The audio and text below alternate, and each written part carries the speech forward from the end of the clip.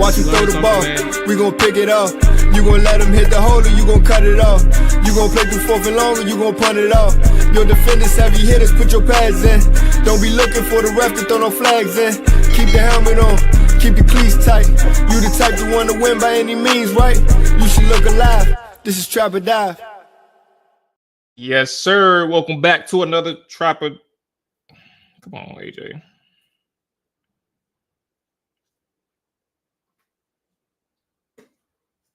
My bad, y'all.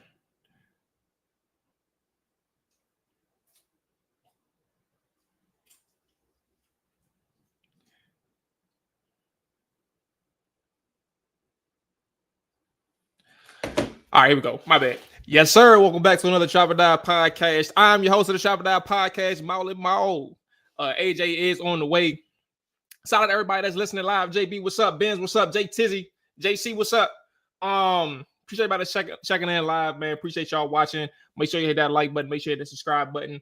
As always, it's definitely appreciated. If you're on the YouTube side, man, what up?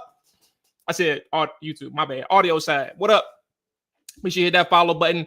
Hit us with a rating and review if you can, man. It takes 10 seconds to do so, and it's free to show you support that way.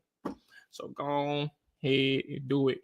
Earlier today, administrative items as we get this out of the way, right? Shout out to Underdog Fantasy. We spinning the block on that this year too. We got another season of Underdog Fantasy in which they are sponsoring Trap or Die, man. So shout out to them. We'll be back in the fold with them again. Promo code Trap or Die, but we'll be back in the fold with them as soon as the season starts up. So I can't wait for that. I got hit big on Underdog this year. I had a small little hit last season a couple times, but it wasn't enough. Anyway, where are we at? I said earlier today that Rio, I'm pretty sure people on the YouTube side and Commanders community knows Rio Robinson. But I said on social media and I posted on YouTube that he'd be joining. Let's kind of go ahead and nip that in the bud right now. He had to cancel. So no Rio, it's just me and AJ. So if you don't like AJ, I don't know what to tell you. He gonna piss you off this episode. He gonna piss you off. But yeah, it's just me and AJ thugging it out. Dre is going to be back soon. His business to share, but just send your thoughts and prayers to Dre way, man. For those who are supporters and followers of the show, man, send your thoughts and prayers to AJ, to Dre. Excuse me. He needs that, man. Show him some love if you can. Things of that nature. But he'll be back when he's ready. So in the meantime, it's just me and AJ. Let me check in with the chat. Benz, I'm glad camp has started.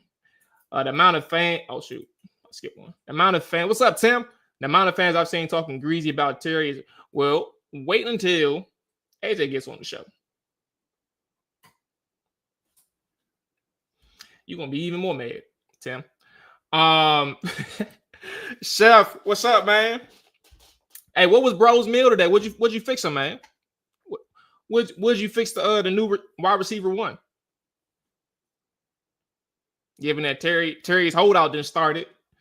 Let us know, man. What's up? What was the meal prep today? But yeah, man. Shout out to President Dre, bro. Yeah. Appreciate y'all. All right, let's go ahead and get AJ on. Boom. What's up, AJ? How you feeling, bro? I'm good, man. Definitely. Yeah. Prayers up to Dre.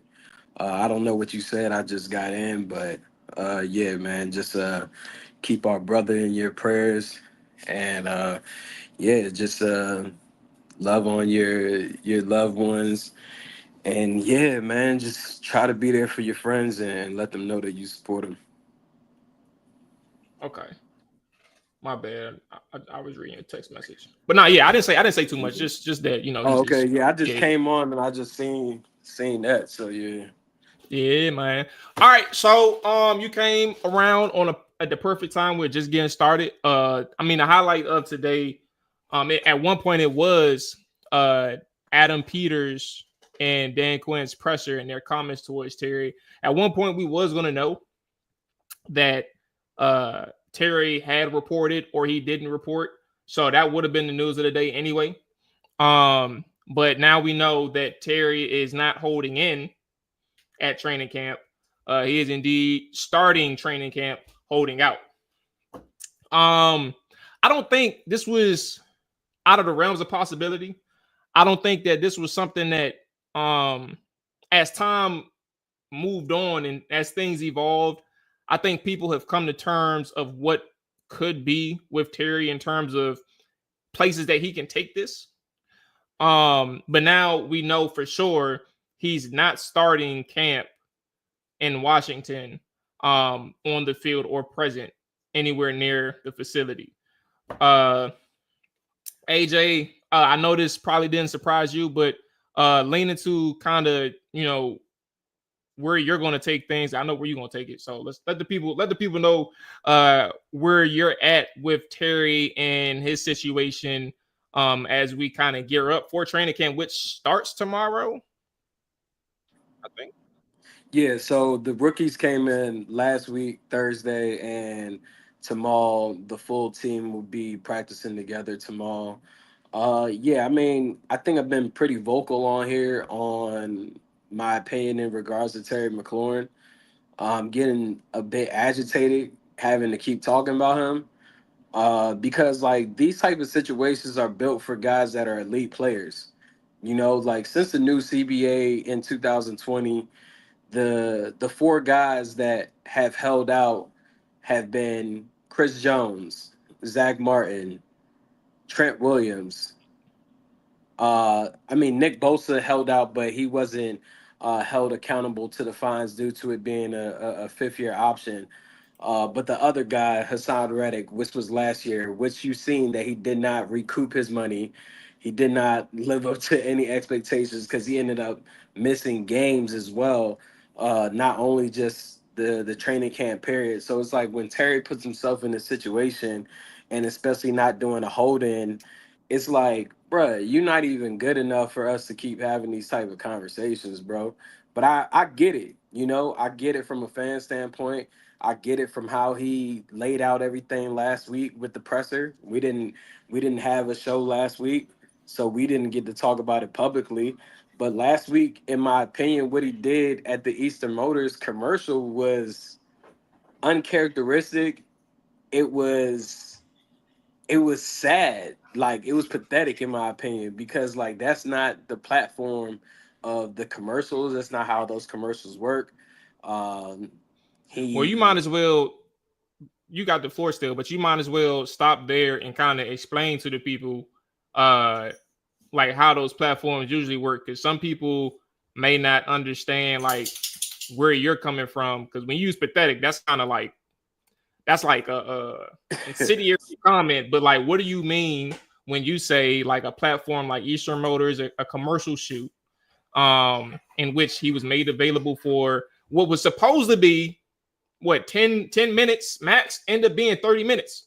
So explain what you mean as a person who is familiar with that space. Yeah, so I mean, like when you're doing a commercial for an endorser, whether that be a major entity or a local business like a Eastern Motors, you're traditionally just doing the commercial. And if anything, if there's anything press related, their publicist in conjunction with your publicist will work together and keep it very limited to making company statements in reference to the brand that you're doing this commercial for. Those that watch the interview and watch the process, Terry had on no Eastern Motors gear. In the 32 minutes plus that he spoke, he didn't mention Eastern Motors, their motto, their branding, their nothing. So that automatically told me that this was a play from his agent side and him to pretty much like put the onus on the ownership group and make you guys, the fans that love him and have so much admiration for him over the years, feel like it's not him that's holding it up. It is more so the ownership group and the personnel department.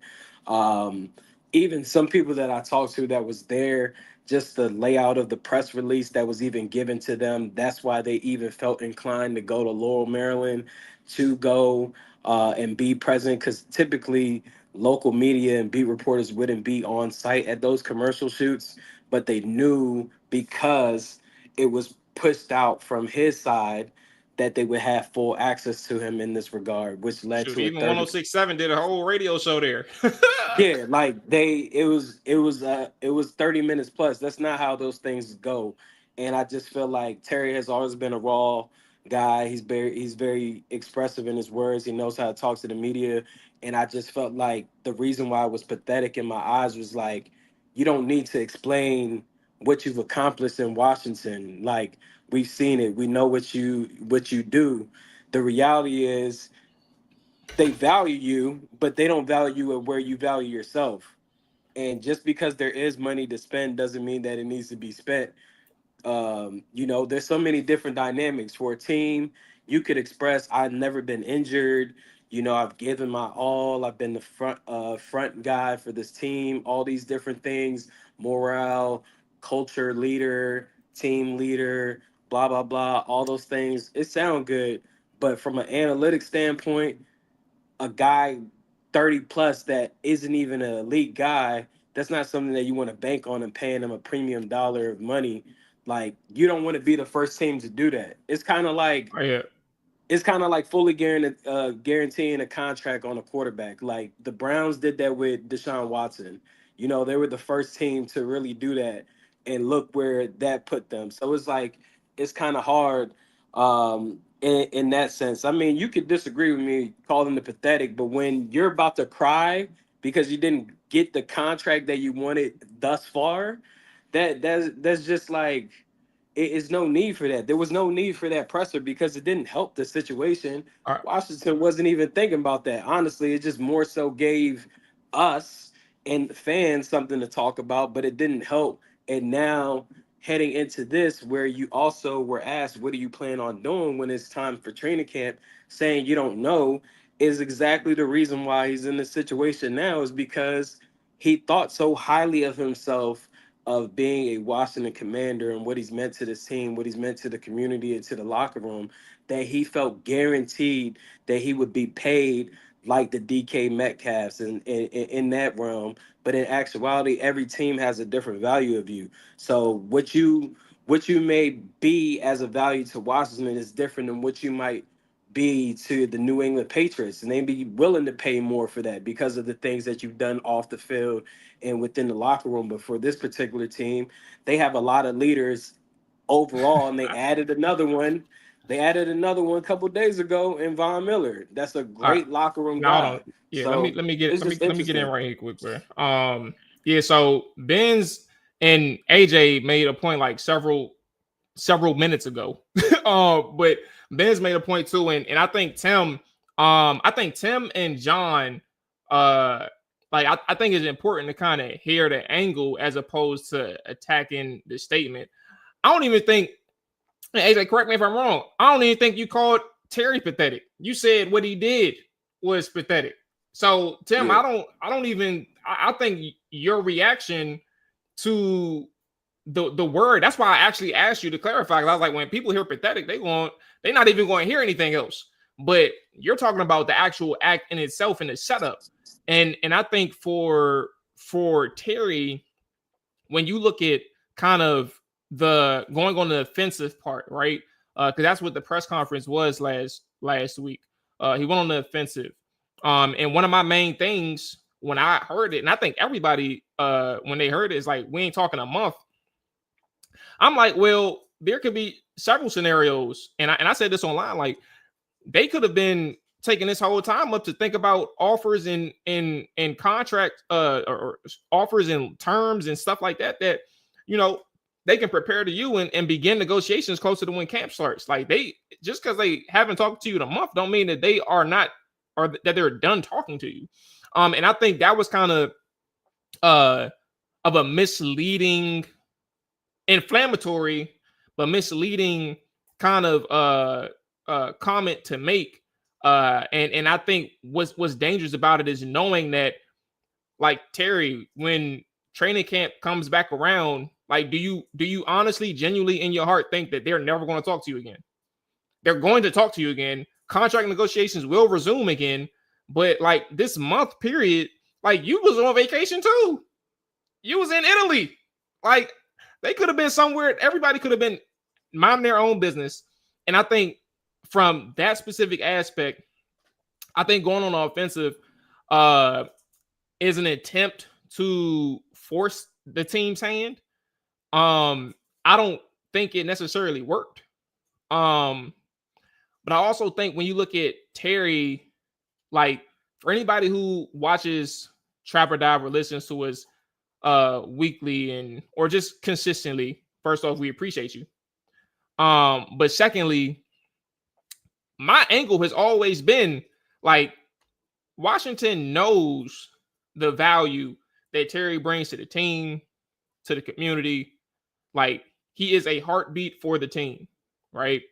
Adam Peters, in his statement, said such a thing when they asked him about Terry, right? Like, he knew it before he came to Washington, and he witnessed it in real time in 2024, the impact that Terry has made to this team. He said on several occasions that he wants Terry to be a commander. He said it today. He said it in March or April, whenever he did the Kate Adams show, whatever her name. I do want her on the show one day. So Kay Adams, I believe is her name. But like, he has reiterated several times that Terry is supposed to be, or they want Terry to be, a commander. And I think for his team, Terry's team, meaning him and his agent and whatever else influencers that he has to kind of, make a decision to this nature, to hold out, is just a continuation of like trying to force the commander's hand and use whatever leverage he has to hope they get an extension, or hope they get some contract that makes it worth their while. I don't know what exactly he's asking for, AJ and everybody in the chat. I have no idea what he's asking for. And that's the thing, like, nobody knows, and nobody knows what Washington has offered. There has been reports so far that the two sides aren't close. But we don't know exactly what he's being offered. But at the end of the day, like, one of the biggest things that you have to keep in mind is something that you said at the very beginning, AJ, and I wholeheartedly agree with this. Holdouts like this do occur. But typically when you have holdouts of this nature, you have production that is by far and undoubtedly something that you cannot have without, statistically, have without the following season or the upcoming season. And statistically, Terry, in every single season that he's had to date, has not warranted a conversation that suggests he is a Jamar Chase. He is a Jay Jettis. Debo held out 1 point, but I think he held out after the 1,500-yard season that he had. And other players, y'all think of them. I'm talking about wide receivers specifically. There's other players. AJ named some on the defensive side of the ball, but like there's other receivers that has held out over the years, but their production was so far better than what Terry is holding out, despite what he feels like his worth is to the team, which is his worth is 100% true. But like we're talking about the business side here, and that's kind of where I think the problem lies in the disconnect, especially from a fan base standpoint, understanding, of course people love Terry, but then you look at like think about Cam Curl, bro. Just put it that way. I'm not saying Terry is Cam at all. I hold Terry in way higher regard, but think about how much people were willing to pay Cam last year to keep him on the team. In reality, he had like a 1-year deal for however much money he got. It was like six mil. And people were willing to pay him 12, 13 million. That's all I'm saying. Like, just think about it like that. People's idea of what their value is, sometimes because they are a Washington Commander or Washington football team player, and their value for Washington was one thing, you go out to the market and you see that it wasn't exactly that outside of Washington. And I think like what Terry also has to understand, he said that they hadn't spoke to him since really May, and that's what led him to being absent at minicamp and a portion of the OTAs. And if that's true, sometimes you got to take that, like, no answer is an answer.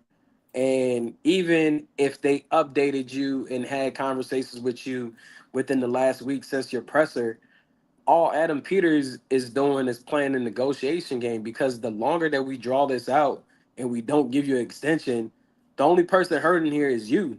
You feel me? Because now if you're not doing a hold-in, you're going to miss $50K each day.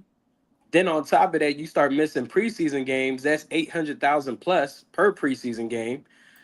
And it's closer to regular season. No one's necessarily going to want to trade for you and pay you probably the number that you do want, because it's about to be week 1. So it's like you're now forced to play for us. And the max that we'll do for you is guarantee you this year, the final year on your contract, because it's not guaranteed right now. And we could also make a deal to where we won't franchise tag you next year, and you'll enter free agency heading into being 31 years old.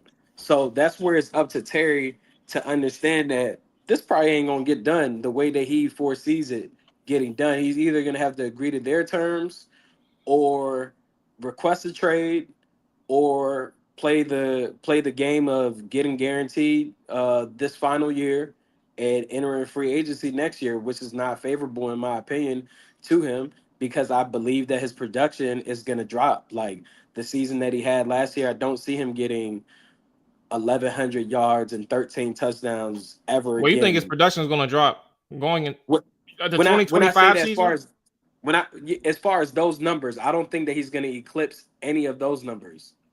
Oh, Like no, you could still be productive, but like I don't think he's gonna eclipse those numbers, and I don't think that it'd be smart enough to bet on himself. But it's just interesting how all this is playing out. I would have preferred if Terry were going to like set a tone doing a hold in. For whatever reason, he's decided to do an actual holdout and get fined.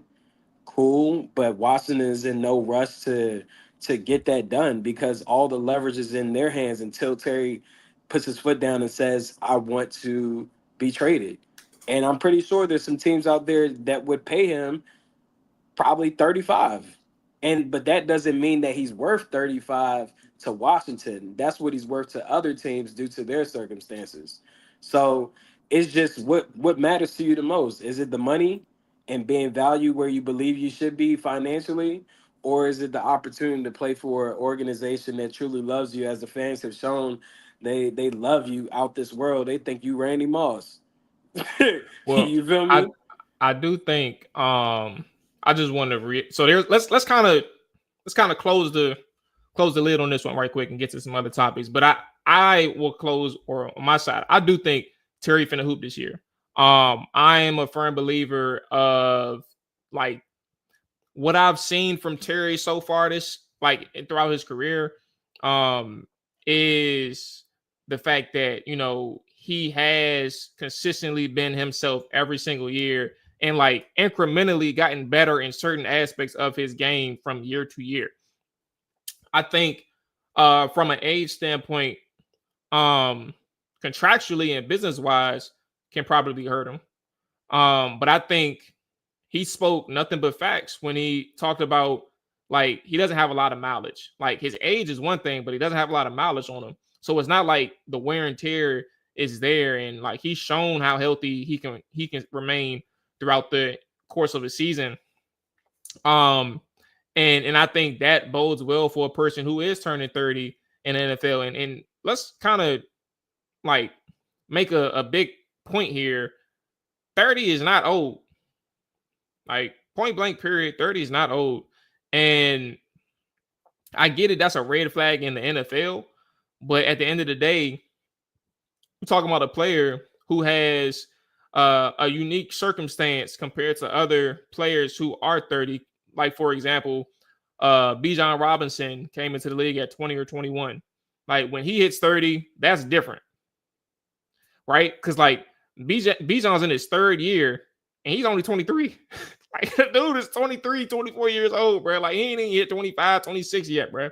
Like, he's going to be in the league for a long time. Like, the mileage is one thing. Same thing with, if we want to keep it at the wide receiver position, Malik Neighbors came in at 21. Like, that is somebody who's going to have a lot of mileage on him when he gets to 30 years old. So I think that's kind of the context that people got to remember with him. And here's one thing that I will say as well, from a contract standpoint. Even after everything that I said and just kind of understanding Terry's situation and how I felt he moved, and also like how I feel like he views himself versus how maybe the team could view him, I still think a deal gets done. I've said since April or May that this thing can go up until the first week of the season. Like that bye after week 3 of the preseason, and then week 1 of the regular season, I think it can go that far. So maybe my alarm factor has not really shot through the roof yet for that reason. But I think there's still plenty of time left. But I really do think that, Washington and Terry's in a situation where they have plenty of time to talk. I don't think a trade is going to get done. What makes you so optimistic though? Like what? So because this is not abnormal. The deal is still going to get done possibly. Like what makes you guys optimistic? This is not abnormal out of any other situation. Like this has been a traditional set, or traditional or common scene or frequent occurrence in terms of contract negotiations. People who have had put their stances out there. And I think for Terry, like his feelings may be hurt a little bit, but at the end of the day, I think both sides are very clear in that they want to be with each other. And I think up until today, Adam Peters hasn't bullshitted people. He may have been a person who has been very brief in how he talks, right? And very ominous. I may have used that word wrong. I don't know. Somebody fact check me. But like very mysterious in like his intentions through the media. But one thing he has made clear is that he wants Terry to be a commander. So I think from actions up into actions, as well as feelings on both sides, as well as precedents, this is a situation that can get ugly, but is not like they're not even in the red yet. Like they are still good in terms of relationship, and all these things. Like this is just it's standard. It looks ugly, but like it's standard. But there's going to be conversations that can turn things around. That's how I feel. For me, I guess before we pivot off to the next topic, it's really not a complicated contract to get done. So that's where I just, even though like organization is saying we value him, but at some point they don't value him over a certain amount. And I just hope that it comes to some type of resolve here soon.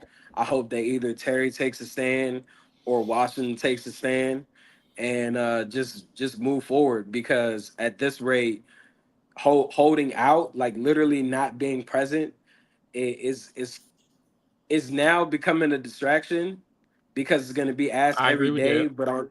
But on top of that, it's just like him holding out tells you that they're nowhere close.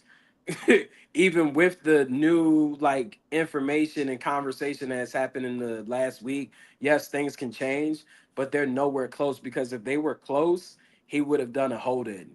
Like, so that's just how I feel about it.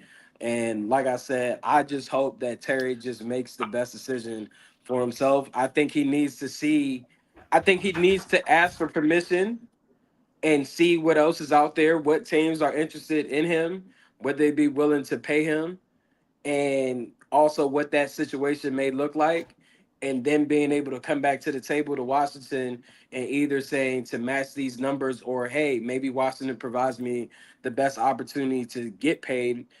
Maybe not what I want, but to play with the best quarterback out there, because the reality is the fan base got to get adjusted to the fact that the new face of the franchise and the superstar of this team is Jaden Daniels. It is no longer Terry McLaurin. I think it's Jaden and Terry. I think it's an and, but we know who's number one. Hell no, nah, there ain't no and. It's Jaden Daniels. And Honestly, though, and the Madden 26 commercial about to roll out with Jaden in it too. I mean, so what? We know it ain't Hey, gonna that be tells Terry you a in there superstar. for sure. I mean, he is a superstar. I ain't no ifs, ands, or buts about that. Um, that just made me forget my point. I forgot what Hey the fuck I was about Timothy, to I say. don't want Terry McLaurin back. So hey. Oh, he must be all I right. could I see what care he's I could saying. care less. What does dude say? I don't. Well, I don't know. Dallas ain't talking to Mike, and he showed up. I mean, for sure. And that's what I was gonna say. Thank you. Man, Just because he started the Mike hold in, I mean, a holdout. That doesn't mean like Terry's not gonna come back to the like. I don't know like how far he's. I really don't know how far he's willing to take the holdout. But I genuinely don't think it's gonna take. Like he's not gonna be out here for a whole fucking 2 weeks, not coming back to camp. He's probably gonna just do this to make a statement. Is what I believe. I really don't buy. I don't take flat out. I don't take Terry serious. I don't take Terry serious and none of this, bro. I think he coming back within a day, not a day or two, but a couple days, if not a week. Like I really do think he's coming back. I just think he's making a statement right now. Okay. Von Miller. Since we was gone to AJ, Von Miller signed to Washington. One of the things he said in his interview with the Commanders, oh Lord, what is his name? The dude that does the Brian Colbert. Brian Colbert. Yeah, Brian Colbert. He said Washington, or when he left Josh Allen, he was like, yeah, this is just he's like, I'm not about to leave there Josh Allen in Buffalo and just do whatever. Like he needs to make sure he goes to a team that has a chance to legitimately win a championship. I don't know if that's what he said verbatim, but that's kind of the ballpark thing that he said. So Von Miller's here in Washington. You get some edge help. I think at this point we kind of know what Von Miller is. But I also think that his production within a limited snap count can prove pretty valuable to Washington when the games count. I think that his experience and his skill set, no matter like from his burst and agility standpoint, but from his technical skill set, can help the younger guys in Brandon Coleman and Josh Connerly. I think that his value overall can help the front seven, and even Joe Whitt Jr. In terms of how they prepare or how they scheme in game against opponents. So I'm interested. I made a joke to you like the old man finally made a decision. I don't know like what he'll bring. I think 6 sacks. Just putting numbers out there. I think 6 sacks. If you can get that at the very least and a few turnovers, you're talking about somebody who's in good shape in terms of what he brought to the team this year. But what do you think about Von Miller uh, being added to this defensive front? I think it's a piece that's needed. I mentioned it on here. I felt like they needed a guy that could win one on one. Von Miller, even at his age, um, he can still win one on one. He can also get off the ball very quickly. Yes, he didn't play like a bunch of snaps last year, but even in his limited snap count, he was still able to produce 6 sacks. If Dante Fowler could get 10 and a half, Von Miller can get just about the same amount and maybe even bigger plays because Dante Fowler was a liability in the run game as well. They played him a lot due to not being able to get to the quarterback in one-on-one situations with Clelin Farrell and stuff like this. And this D-line depth has improved from last year in the pieces that they brought in. I'm impressed with Adam Peters and Dan Quinn keeping it a secret. They mentioned that they met with Vaughn several weeks ago and sat down and talked to him. So this wasn't something that just happened over the weekend. It's something that they realized that they still were missing from their team and felt like his presence on the field, but also within the locker room could be monumental in being a teacher, a leader of the game. We know that he does a pass rush summit. I've been able to attend one in the past. I've seen how Vaughn interacts with guys. I've seen how close a lot of his teammates are with him, how he's able to reach across the aisle. I think he'll be a vital piece to that D line group to be able to teach the young guys different ways to get to the quarterback, having a pass rush plan like a guy like Luvu. Right now, Luvu just bull rushes to the quarterback or a spin move. If he can learn some hand techniques with Von Miller, that might help. That might improve how quickly he gets to the quarterback and, just offsetting what the tackles might do. I think Von is also going to line up a lot against the right tackle. So that would also help a Josh Connolly Jr. there in practice, getting those type of reps. I think Josh Connolly kind of struggles with guys that have that quick get off and the bend. I think that would be a good emphasis for him to being able to learn different techniques and different tips to not give away to the pass rusher. I just think it's a beneficial move. I mean, you can't really lose. I mean, you sign a guy for what 6 million with Yeah, incentives that reaches up to 10 million. I mean, you're talking about a two-time Super Bowl champion. Uh, I think he's won the defensive MVP before. Um, yeah, you're talking about a Hall of Famer here. You feel me? Like he's 6 sacks away from Lawrence Taylor. He's the only active player in the top 20 in sacks in the NFL currently. Yes, he was a part of the same draft class as Ryan Kerrigan, but this is a guy that still has great get off, great bend, and being able to use his hands to help him get to the quarterback. And I think that's something that they lacked on this roster aside from a Jacob Martin, who you wouldn't put in the same tier as a Von Miller, even at his age. So I'm glad that they added another piece because they didn't do that necessarily in the draft as we thought when they were on the clock. We were looking at a Mike Green, Donovan Ezeraku, and a couple other guys. They didn't get one of those. So to add Von Miller before going into training camp is huge. And yeah, I don't think there's any negatives from this. I think that those that are being detractors in their statements just had PTSD from the Snyder regime when, there was the Bruce Smiths and Deion Sanders and these big time names.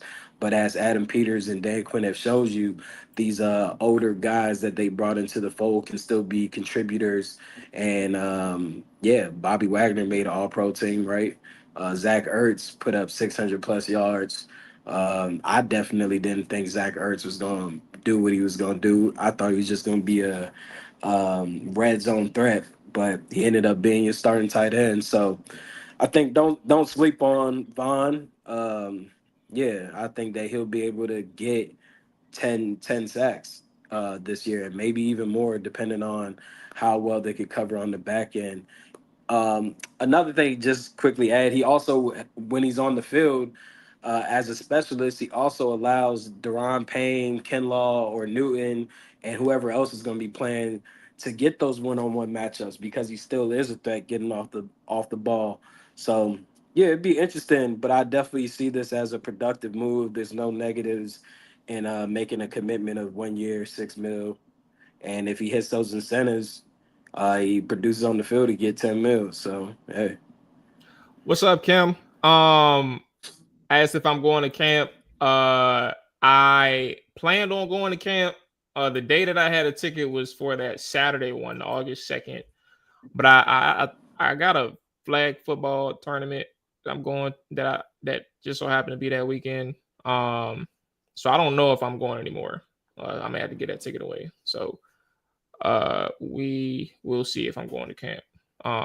It's good meeting you that day. I still remember, took the picture and everything. But yeah, I don't know if I'm going anymore.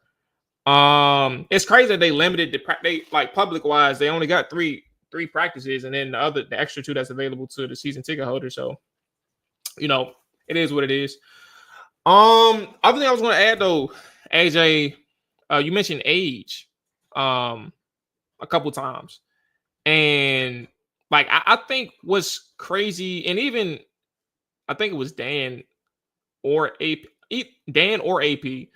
They kind of acknowledge the age factor, right?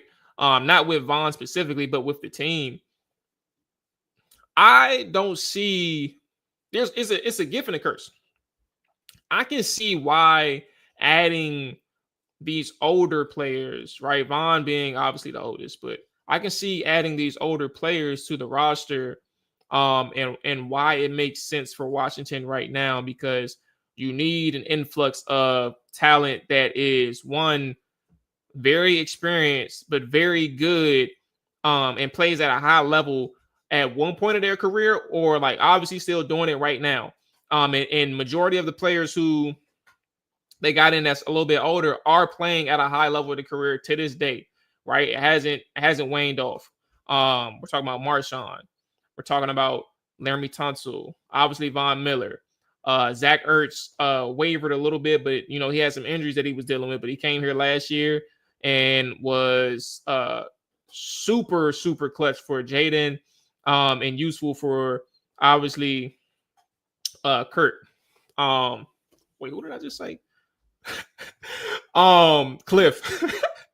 But I think for the older veterans on this team, it's important to note, people made fun of them on social media, but like when you're talking about experience and the ability to quickly provide production at certain positions that Washington needs right? Offensive line help, pass rush, setting edges, right? And obviously being available as that third down guy, third down converter, and things of that nature. Debo, 29 years old. I don't even know how I missed him, but Debo, like I said earlier this year, like I didn't see no drop off from Debo last year. I think what hurt Debo is just the fact that, one, he has a bad narrative around him. So like nobody really values what he's doing. But then secondly, you dealt with 1,000 different quarterbacks last year and injuries like that, 1,000 different injuries to the team. So like, what you can provide, and injuries, I think, with yourself, to some extent, if I'm not mistaken. But like your value when fully healthy kind of gets swept under the rug. I think this is the perfect year, and even next year too. So like, meaning the first 3 years of AP and Jaden Daniels and Dan Quinn, like that's a perfect opportunity for you to infuse. And how did I forget Bobby Wagner? Like to infuse these older veterans on this team as they transition to the younger guys being able to carry the team, and Jaden Daniels as he gets ready to get his new contract. But you got to take advantage of these moments now. You got to find people who can stabilize the roster, stabilize the locker room, and show these younger guys what leadership, production, and the right way to do things, what it looks like on this roster. And I think adding a guy like Von Miller, as you alluded to and how you expressed it, AJ, there should be no reason why people are scared to add a person of that age. And also think about how old this team is. It's a perfect time and opportunity for Washington to be this old collectively on paper. Yeah, and I think when you even break down the roster, in each position group, there is a veteran presence there. You know, in the past with the Ron Rivera regime, you didn't necessarily have that. So guys were just learning on the fly, and that's where you have like a Terry McLaurin feeling a certain way that he's felt because he's been that staple. But when you look in the quarterback room, you got Josh Johnson, Marcus Mariota. Running back room, you got Austin Eckler. Offensive line, you have Lermy Tunsil, you have Andrew Wiley that's there. Defensive line, you now have a Kenlaw, Doris Armstrong, Deron Payne, Von Miller, um, even a Clelin Farrell. You could say it. Dietrich Wise. Dietrich Wise is 30 years old. Yes, You know what I mean? yes. Jacob Martin. These are guys that've been around the league. Linebacker. You have a Bobby Wagner to help a Louvu along the process. Like a lot of Luvu's progression as a player came from being in that same space with a Bobby Wagner. In the back end, you have a Marshawn Lattimore. Um, that's probably it. But yeah, you have a Marshawn Lattimore. I do think the safety position is a weakness of this team, and hopefully they bring in a veteran that's out there. But we'll see. That's something that I think I'll be paying a close attention to is Will Harris. But yeah, you pretty much have leadership in every position group amongst the team, and the way that they built that locker room is not for guys to necessarily just be with your position group, but to cross aisles. You see Mike Sanistrell hanging out with Debo Samuel, outside of the field, doing community things together, building that rapport with one another. Bobby Wagner, Jaden Daniels. You just see a bunch of guys crossing aisles because the way the football team is normally constructed, guys really just stick within their position groups. But what they've done a good job of is getting all of these different personalities to mess with each other, no matter what position group that they're a part of. And I think the addition of a Von Miller just adds to that culture even more. This is a guy, even in the interview that I seen, he said not to boast and brag about myself, but he says I'm one of the best guys in the locker room ever. And I've heard that from so many other people. I've seen it myself. Like I have a personal story. A client of mine, we hosted his draft in Denver. He's not even from there. And we happened to run into Vaughn after his selection with the team in the first round.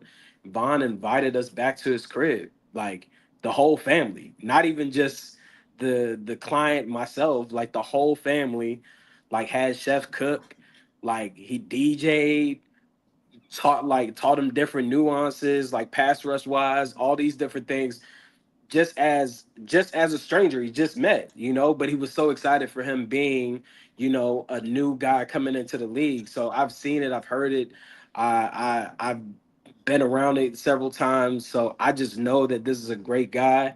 And you need those type of guys. Like I feel like he can help the Louvu's of the world, the Jean Baptiste, even Jordan McGee. A lot of us forget that Jordan McGee was getting some reps at DN last year with Jamin Davis before the injury took place. So I don't know what their plan He is with. was.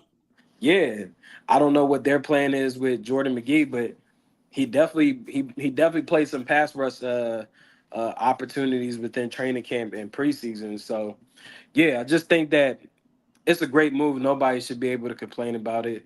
And I think that's one of the benefits of having a GM. A lot of people say the motto is let AP cook.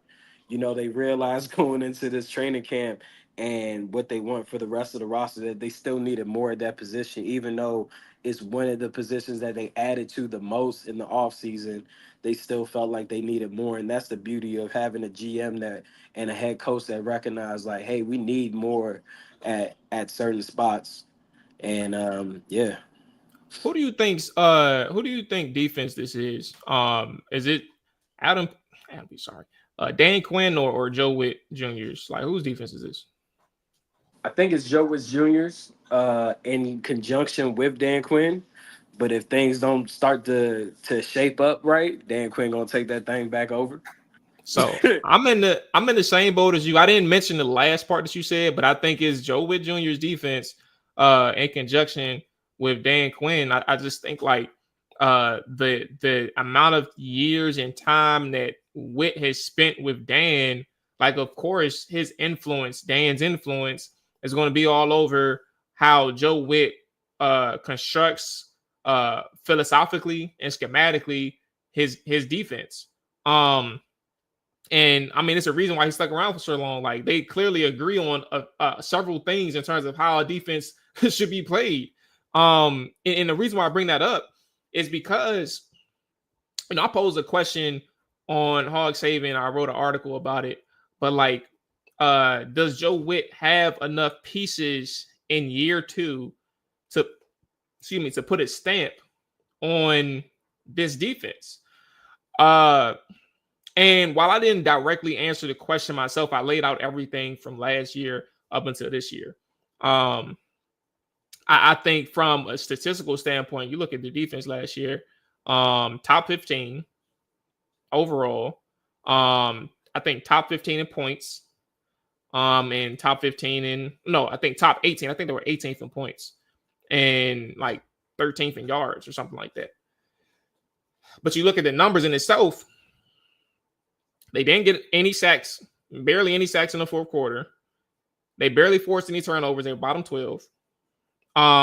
They gave up a lot of explosive in the pass game. All right. And then they were just like dreadfully terrible against the run. Like no ifs, ands, or buts about it. There was only 2 games, AJ, last year where they held opponents under 90 yards. In 20 games, they only held opponents under 90 yards twice. Everybody else had 95 and up. The Philadelphia Eagles had 200-yard games 3 times that they played them.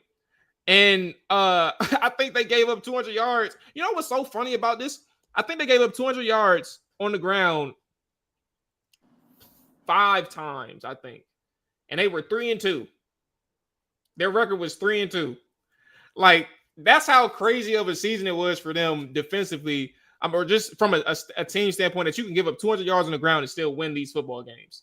But overall, like you look at to sum up everything. I don't want to go through the whole article, but you can read it on Hog Saving. But if you like understand the help that they brought in from the front 7 standpoint, right? We just talked about a few of them. And then obviously from the secondary, Marshawn is coming back. He's fully healthy now. You get Jonathan Jones in, Trey Amos. You bring in Will Harris. Like the mixture from the first level to the second level to the third level. Jordan McGee's coming back in terms of a health standpoint. You hope that he is fully healthy and he can stay on the field. Which if he is, it provides more flexibility in terms of your personnel packages that you can bring out there.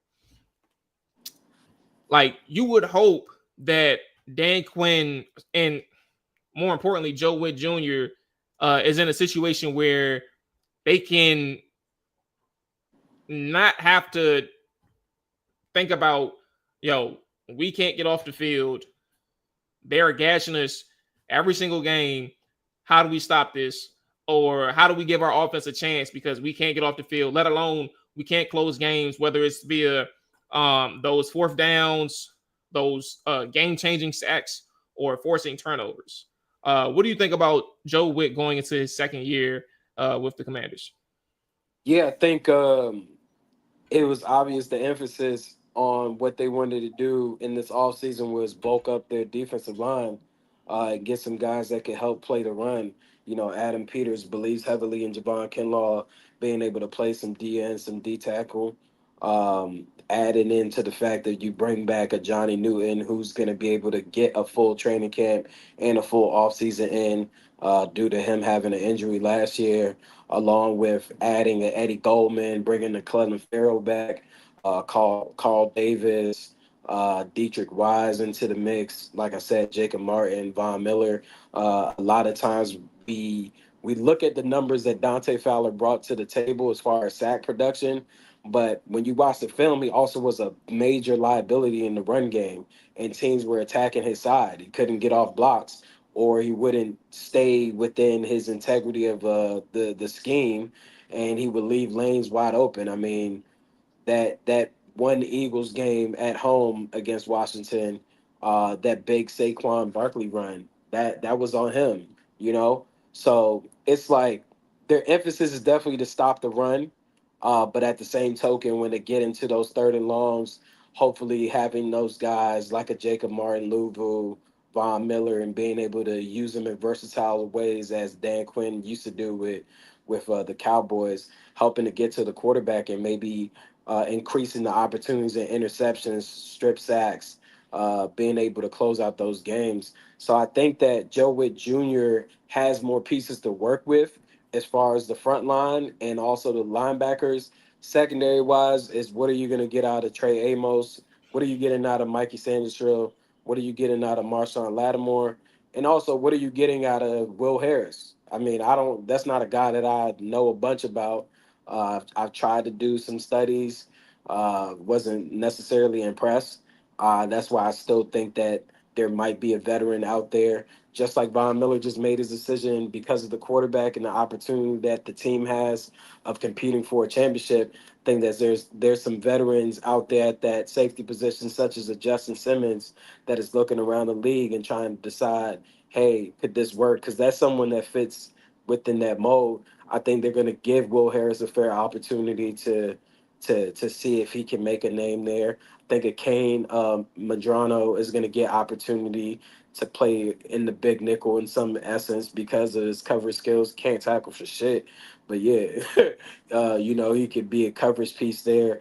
But then as I continue with the back end, I mean, your safeties is Tyler Owens, Percy Butler, and Jeremy Reeves. Yeah, and then Quan Martin is going to be playing coming off a double shoulder surgery. So yeah, that's a bit tricky. That's one of my main things that I'm going to be watching for in training camp overall.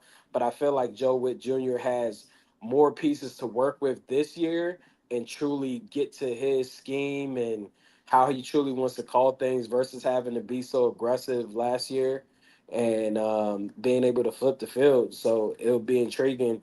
But I definitely think it's a better defense on paper um, than what it was last year. Yeah, definitely on paper. Um, the roster turnover wasn't going to stop after 1 year, right? I think this was going to be a situation where it's going to take a couple of years on both sides of the ball to get things going, and that's kind of it's not a frustrating thing. I think it's more of a you got to be real precise on who you bring in to turn the unit around. They've made these decisions and bringing in Marshawn Lattimore. They traded for him. Will Harris. They let Jeremy Chin go. They said we can bring in Will Harris. We think that he's better. And better in the sense of he does what we want out of that safety position better than what Jeremy Chin did for us, even though Jeremy Chin was very productive. We like what regardless of how he did in New York, we like what Javon Kinlaw brings to the table, right? Or regardless of what his perception is, not necessarily New York, but generally speaking, what his perception is, because we know him and we're going to bank on him and we're going to give him a 3-year deal because we know what he can provide to us. Now I hope that they keep him on the outside. Like, I think that he can work well as a one tech. But if you keep him on the tackle and outside of the tackle, that man can truly dominate 70% of his snaps. Like, that's a headache. But we'll see. We'll cross that bridge when we get there. And then all the other pieces that they added, right, on the defensive line. You gotta, like, it's real. You gotta be real precise with who you bring in the further you move along. Obviously, they drafted some guys. You mentioned Madonna at linebacker, and then obviously Trey Amos, who some people view is going to be a week 1 starter. I think for Joe Whitt, when you look at his year 2, you have to have tangible improvement in the run game, like not incremental. Like it needs to be drastic improvement because you were that bad last year. And if you don't look at how, think about it like this, their first few games of the season, they're going up against some dogs. Let me pull up their schedule right quick.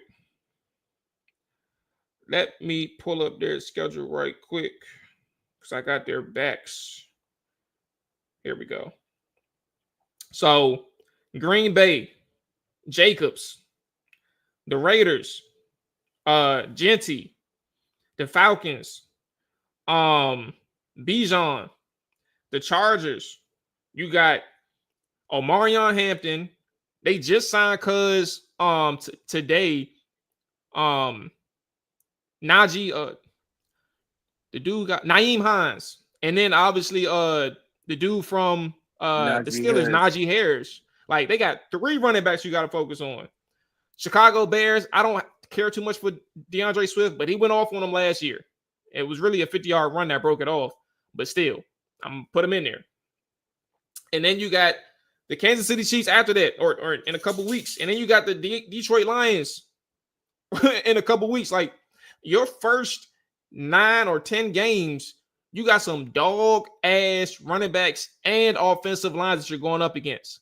Like if you cannot tangibly improve against the run in your first half of the season before you get to the bye week, Joe Whitt, is going to be a long season. And I think that's kind of the thing where I look at his year 2. Somebody asked in the chat, King Ralph, do you think it's a scheme or talent thing? No, it's always a mix. Talent-wise, last year, you were working behind the 8 ball. But like the turnover, again, like I said, it's not going to take a year. It's not going to take 2 years. It's going to take more time. But at the end of the day, I think, AJ, you kind of alluded to it, and I agree with that. Like, yo, if you aren't getting better, you probably going to see more influence from Dan Quinn. Like, it's a business at the end of the day. Like, how many more? Like, this, if this is a Jim Hazard situation where that dude stuck around for X amount of years, or who was it? Joe Barry that stuck around with Jay Gruden? Jack Del Rio. Joe Barry. Jack Del Rio with Ron. Everybody stuck around. Like if this is a situation where you just ripping your hair out and they not getting better defensively, and you stuck with Joe Whitt, like that is a problem, and you don't want that situation here. So yes, I do think you need to have tangible improvement in like some of the more problematic areas that Washington had defensively. And the first 10 weeks is going to expose it. Again, like I said, the running backs and the offensive line is going to expose it. So you better be ready out the gate. Period. That's how I view Joe Whitt's situation in year 2. Yeah, man, be interesting to see, man. But I think I trust, from what I could see from Joe Whitt Jr. last year, he was willing to adapt. He was willing to adjust. And a lot of coaches don't do that. A lot of coaches just stick with their scheme. He was willing to try different things. The main thing, man, you just need guys to stay healthy, man. That's the key thing, and that's something that I wish for all the guys across the NFL, not even just the team that we talk about. Just wish health, but that's the main thing, guys staying healthy, man, because all it could do is just mess up everything else. So you just hope that these guys stay healthy for the most part. Yeah, and Deontay, I do want to mention, Joe Whitt did a decent job. In my opinion, some people thought that he was terrible. I didn't agree with that. And AJ just alluded to it. He made adjustments, like the secondary point, like a lot of their explosive plays, I wouldn't say majority, but a lot of their explosive plays that they gave up came in like the first 4 or 5 games of the season. And things changed.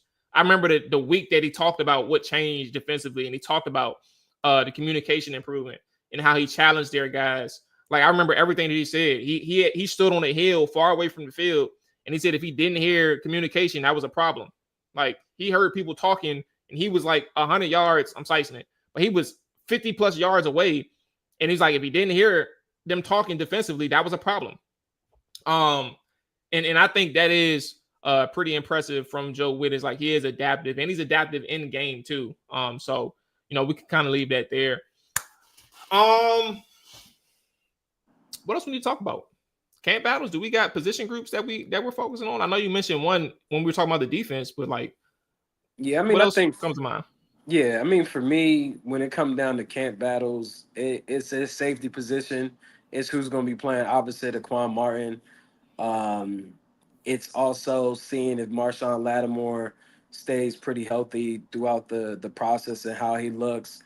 I think, with the absence now of Terry McLaurin, it's seeing how Jalen Lane, takes advantage of these opportunities. KJ Osborne, Luke McCaffrey, how these other guys step up. But Michael Gallup, I think we don't talk about him enough because of him being a former Cowboy and walking away from the game. But he's 30. It's crazy mentioning this 30 thing. I'm 38, so when we be talking about y'all be making me feel like an ump. But yeah, When last I time mean, you hooped, bro? probably about a couple weeks ago, I got a matchup against Deuce September 6th for Deuce. some money. I don't even know how it came about, bro. Like one day I was just chilling and I got challenged to a basketball game from Deuce. Like, and I'm like, bro, we talk football. Why are we I playing remember that, and basketball? it But was in the all right. comments. Yeah, I but you remember can that. get cooked. You feel me? Like you can get All right, well, cooked. y'all let me know where it's at so I can pull up. Oh, I told them where it's It need to supposed be to be at, but they trying to switch it. It's September it need to 6th. be a hoop session because I'm trying to get on the court. I'm Hey, trying. Hey, more hey, I Pierce, bro. told Trying I to told show them more Pierce, bro. What's up with it? I told them Trapper Dive could beat their ass at a field day that whole weekend if they wanted. We could do football, we could do basketball, whatever. But I don't yeah, know what they so I want to do mean, football, but yeah, so we can do basketball for sure. that's just one of my things. I just want to see who takes advantage of the opportunities with Terry McLaurin not being present. And then what happens with that communication on the back end, and how does Quan Martin work in partnership with Will Harris, and do you need to possibly upgrade there? Because I'm not really feeling the depth at the safety position currently, especially knowing Quan Martin had double shoulder surgery. That's pretty scary. Yeah. One thing that was lost when we were talking about Terry earlier. I'm glad that you resurfaced it. Was the wide receiver position? It's a perfect opportunity for people because again, we don't know. I have an assumption, but we really don't know how far Terry is willing to take it. But the longer that take the holdout, let's clear that up. So the longer that Terry holds out, the more opportunities other players get. You mentioned Lane.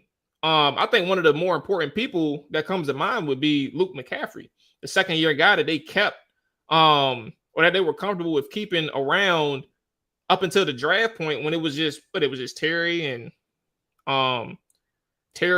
Luke, and then they obviously traded for Debo, made it 3, and then they built up after that. But like they were that comfortable with Luke being around, like they have an opportunity, these guys, to really put their stamp on like their value, to show Cliff that they can be trusted, and elevate their role. So I don't know. I think that that's a great opportunity to figure out who's going to be wide receiver 2 or wide receiver 3, or wide receiver 3 or wide receiver 4, depending on the Terry situation. JB mentioned Debo. I think that's going to be an important storyline too, because like there's so much conversation about who or what Debo is going into this year. But at the end of the day, you're talking about a person who right now is the only the only number 1 receiver on the roster that's actually at practice right now. So what does that mean for these guys? We didn't mention Noah Brown, but guess what? Right. I was like, look, all right, how about this? I think Noah Brown will be just fine. So he'll be around. Noah Brown will be around. So when week 1 or week 2 comes around, we'll cross that bridge when we get there. But I don't think Noah Brown is gonna miss any significant time. So we can't Can't leave him out of the equation. So yeah, I think that's kind of one of my bigger things. In terms of storylines, though, I do want to see like what that right tackle, left guard situation is going to look like. Like, how exactly is that battle going to be between Connerly, Wiley, and whoever they want to put up there to compete with Coleman at left guard. Obviously, we know the right guard situation is going to be tricky because Cosme's out. So where does Allegretti fit in? But at the same time, like that offensive line, in terms of like the early stages, specifically Josh Connerly and Brandon Coleman at new positions, I want to see how they fare. Shout out to Dan Quinn, though. He did say that he loves Brandon Coleman at guard. We'll cross that bridge when we get there. Like training camp does start in a day or two. So we'll see. But offensive line and wide receiver for sure. I don't have to rehash defense. I think AJ did a good job of that. He said that Terry isn't there. Ertz is number one. I think Ertz is like your number one converter of first downs. Like he's the guy that you trust to move the sticks. Him and Terry, matter of fact. But for sure, I think that Ertz is your at least top 3. And he's probably top 2, with Debo being number 1 if Terry isn't there. Eckler may be your number 3. Okay. I think we're good in the comments. What do you say? If Goldman can play true nose tackle, we can run a 3-4. We'll see. I mean, they technically run a 3-4 now with their alignment, like they're 4-3 overs or things like that, things of that nature. Or 4-3 under. I don't know how it works. Okay. All right, that's gonna wrap it up for us. Schedule wise, we are back next week. At a weekly basis. All 32 is back next week as well. We'll be around for training camp. We'll be around for breaking news. And yeah, I think we're good on that side. AJ, any last things? Any last thoughts, comments, whatever? Former Washington Commanders wide receiver Terry McLaurin has been traded to the Los Angeles Chargers. Nah, but well, I'm about to end the show on it. Nah, but I mean, yeah, we back into the fold. Football is right around the corner, man. Training camp starts tomorrow for the Commanders, and like I said, man, just wish for a healthy season for all the guys around the NFL in general, and looking forward to what's to come in these battles, and also these joint practices that they'll have with the Ravens, and I believe the other one is the Patriots. So I'm really looking forward to the Ravens matchup. But yeah, I think it's going to be good, and I think there'll be some good work that can be produced with these joint practices also scheduled. Here it is. Until next time, y'all. Catch y'all later. Take it easy. Be safe. All the good stuff. Peace. Chop